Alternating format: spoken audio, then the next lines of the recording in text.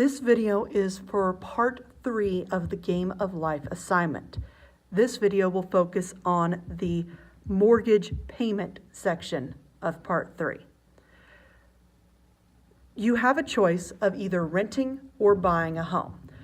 If you choose to rent a home, you can actually skip the rest of this section. However, to show those of you who are choosing to buy a home what to do, I'm going to choose to buy. So right here, I'm going to write that I am buying a home. On Google Classroom, I have a uploaded file that has a list of the advantages and disadvantages of renting or buying and the different options that you have available to you. Since I'm choosing to buy, I'm going to look at my options here.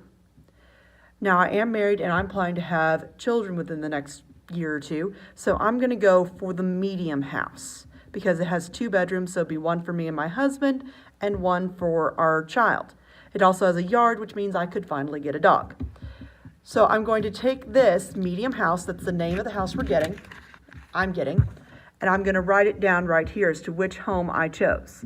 I chose medium house. And if you look here, it costs a total of $202,800. Now the prices on the apartments and the houses, I actually calculated by averaging together several prices that I found listed online. So this is actually a decent reflection of the current housing market prices. So I'm going to take this number and I'm going to write it down on part A, the home price, $202,800. So now I need to figure out how much of a down payment am I going to have to pay. So I'm going to pay 10% as a down payment. For the purposes of the Game of Life, we're just going to assume you have the money to pay for it. To get that, I need to get my calculator.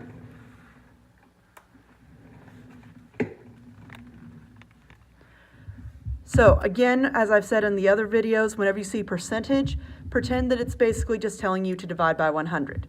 So I'm going to take 10 divided by 100 gives me 0.1. So that's what I'm going to multiply my home price by. So I'm going to do 202,800 times 0.1.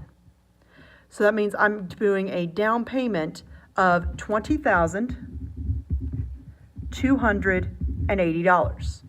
So this is how much I have to pay up front before I can even do a mortgage. For the purposes of Game of Life, we're going to assume you already have the money to make the down payment. We're just going to worry about the monthly payments you have to make. So the amount you still owe in your mortgage is what's called a principal, which is the amount you're getting in a loan. To get that, I just take the original price and subtract the down payment. So I'm going to do 202,800 minus 20,280. And I still owe $182,520. So I'm going to write that down on the next line.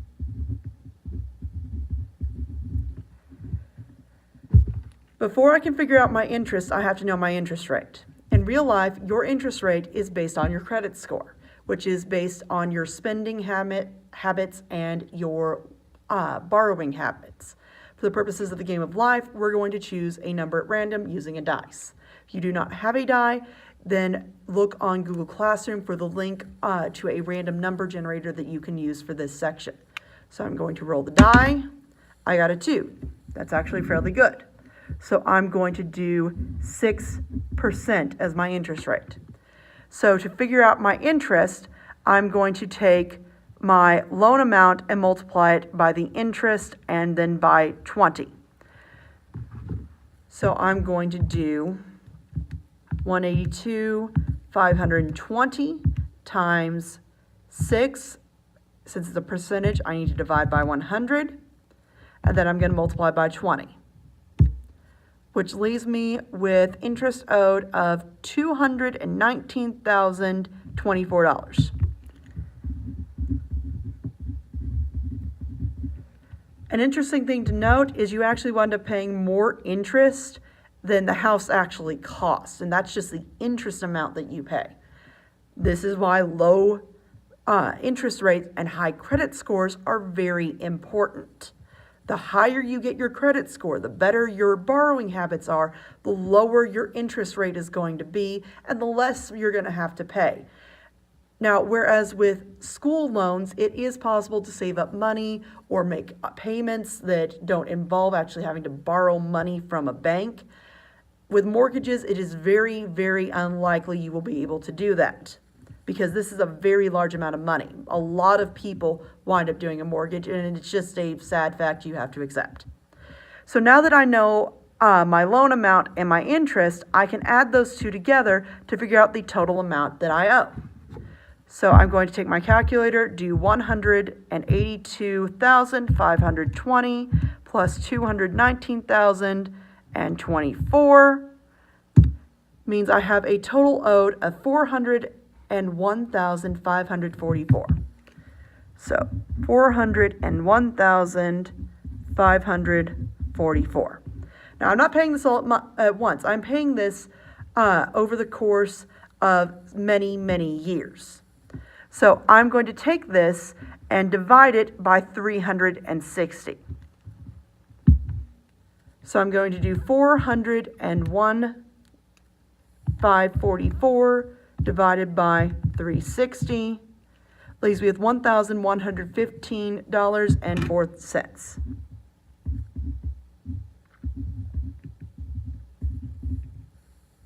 And I'm going to, or 40 cents, my apologies.